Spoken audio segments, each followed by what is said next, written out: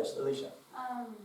Just like with that, I guess it's not like chasing that, like that's the only thing that gives you joy. It's like if you were to sit in a space of like making new goals, not doing anything for your like mental health or like benefit in that way, that's obviously not going to help you.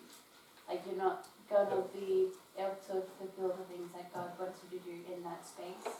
So it's like almost like trying to be in that space to be the best person you can be in order to do the things God wants you to be. If that makes sense. Yeah, good.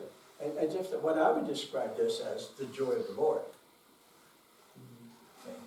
This is the joy of the Lord. This is the way God created us to work. And if we do it, then we get the joy that God created for us, you know. And if you don't do it, then you simply don't get it. And we talked about, it's easy to get in that downward spiral when eventually you hit the panic attack and beyond mode. Remember I talked about the microphone in front of the amplifier and you get that screech sound? Well, that's a negative closed loop spiral down. And so that's kind of what our options are. So the idea about setting goals isn't that, you know, because mom and dad want you to set a goal or there's pressure that you've got to do. It's not that at all. The goal is what you set up first to get you motivated, started in a direction that God has for you to release the potential that's within you to be the men and women of God that He wants us to be. So, one of the things about goal setting is writing it down. There's something powerful about writing down your goals.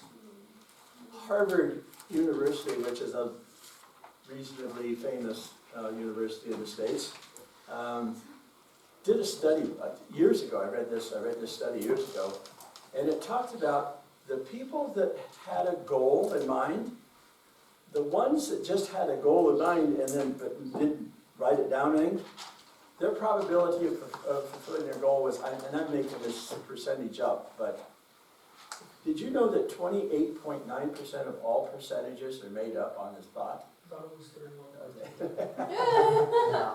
No, I just made that up.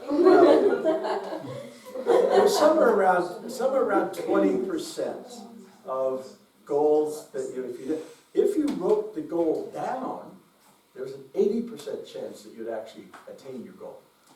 So writing it down, something about it.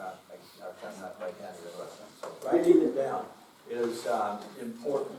Write down what your goal is, and eventually, you know, your big goal, kind of your life goal, could be pretty broad. It doesn't have to be specific. Like mine was, I want to help people. You know, that was my life goal. I wanted to help people. Now, how do you do that? Well, there's a bunch of ways you can help people, but as long as you have a target, something you're aiming at.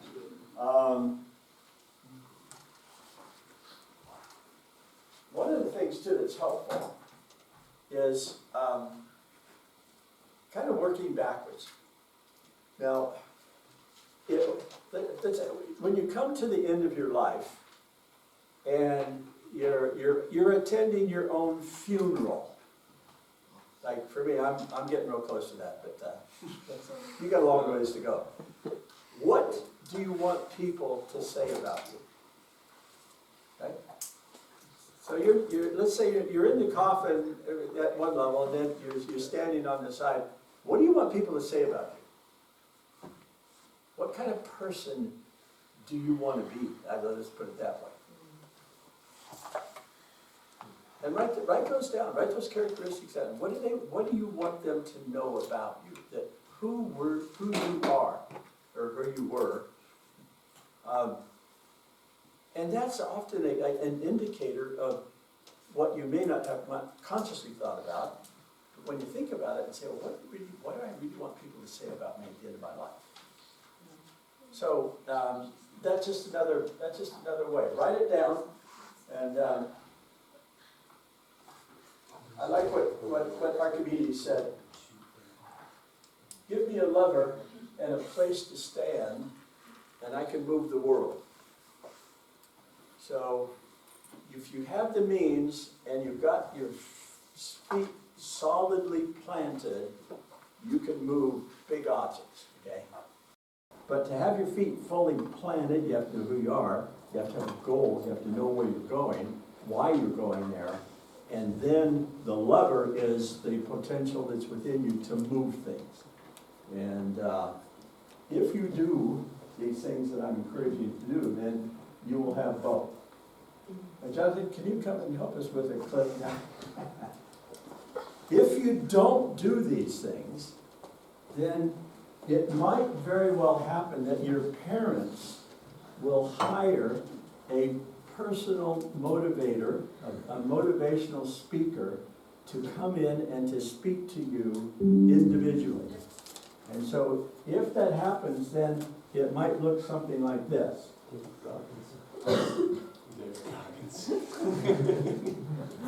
Oh, not like that. That's just, oh, that's, hey, that's the Pacific Coast, and this is the next wave. Oh, wow. So like, Jonathan. Don't get your act together, we're gonna hire it. I wouldn't mind. So, goal setting. Unless you want to live in a van down by the river. Okay, that's what I want. Yeah, somewhat, yeah. Actually, yes. Oh, yes. Well,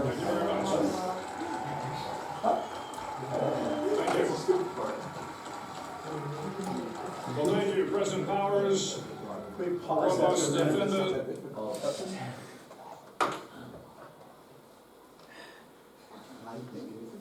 Let's go past that one. Okay. I was gonna, what about if we have time, we'll have the Admiral talk, because he is really good, as I like to say. But, just for the sake of time, we're at, are we supposed to stop at 11 or 11:15? 11:15, okay, we've got a few minutes. So, the idea. So we've got personality types, we've got that a little bit sorted out. Now, the idea of character. Character is basically what you do with what you have. Yeah. Okay? We've all got the potential, now what are you going to do with it? Well, it takes character qualities to enable you then to express your potential, but also then to grow. If you just have the goal, but you don't have the motivation or the drive or whatever it is to fulfill the goal, it never happens. And so, it doesn't matter what your temperament is like, what really matters is your character. Those aspects of your being that are really the essential part of who you are as a person. Now, the temperament is primary genetics, it's almost all biology. Character is all choices, okay? Doesn't matter what your temperament is, but your character is up to you. You are going to determine what character qualities that you have. And so the fundamental assumption for the week is, hey, life's tough, it sucks, don't make it worse. Don't suffer any more than is absolutely necessary. And you can do that if you're not careful, if you're not diligent about this. Jeff? Can you also see it in a different way that instead of focusing on life is tough, like life is also beautiful and nice? It has its moments. It really does. It has its moments when it's beautiful and then when it's fun and enriching and fulfilling. And when you have those, enjoy them, because they don't last. See, we're up against too much, you guys, let's be honest. There's stuff you can't control. Who knows? I've had friends of mine who died of cancer when they were 23. You know, I have people who killed in automobile accidents when they were 25. I've had people, who've been in YWAM and gone on and then ended up in mental institutions. You can't, there's probably 90% of this stuff you cannot control. And no matter how well you acclimate yourself, no matter how well you treat yourself, no matter what precautions you take, life is, it is tough, it's suffering, you will suffer. And it's not easy. When you get the good moments, really enjoy them, because they don't last for long. And then you know, every once in a while, that's not the norm. You just have to take my word for it. Unfortunately, you're gonna have to figure, you'll find out yourself. Because some of you already suffered, right? You've already suffered. I see Rebecca, and what's going on in the Ukraine. If you want to know what suffering is about, you know, that's a pretty good example of unnecessary suffering. Thousands, millions, tens of thousands now have died on both sides. As I mentioned, during the period of time when the so-called progressives back in 1900 were saying, man, starting with man, we're going to create the perfect world.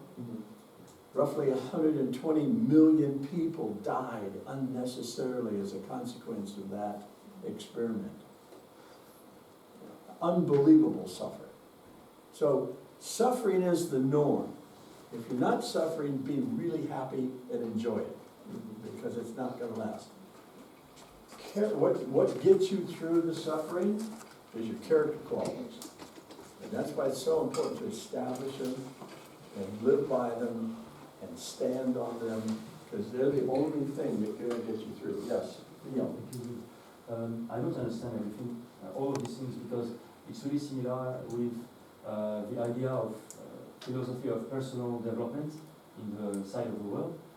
We can see this everywhere on the internet, Instagram, everything. And I don't understand. I thought it was not for Christians, and you are like coming here and okay, it's possible. So I don't know how to deal with these things. What is the God's side about all this?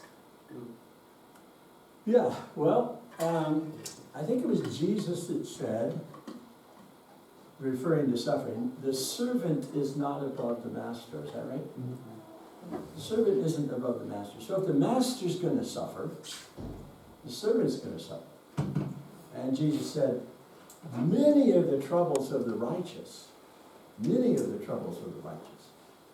but God will deliver them out of them all. In other words, I suppose the best way to say it is, God's grace is sufficient, but it doesn't mean you're not going to suffer. It just means, well, it could kill you, but normally you have the grace to get through it. And oh, by the way, you know how you grow? Through suffering. It said it's in the crucible of adversity that we grow. If life was perfect, and if life had no problems, and we wouldn't grow. And so the necessity of suffering is placed upon us, as it were, so that we grow. That's how we grow, is through the adversities of life. And we have to be prepared for it. We have to be knowledgeable about it. And so,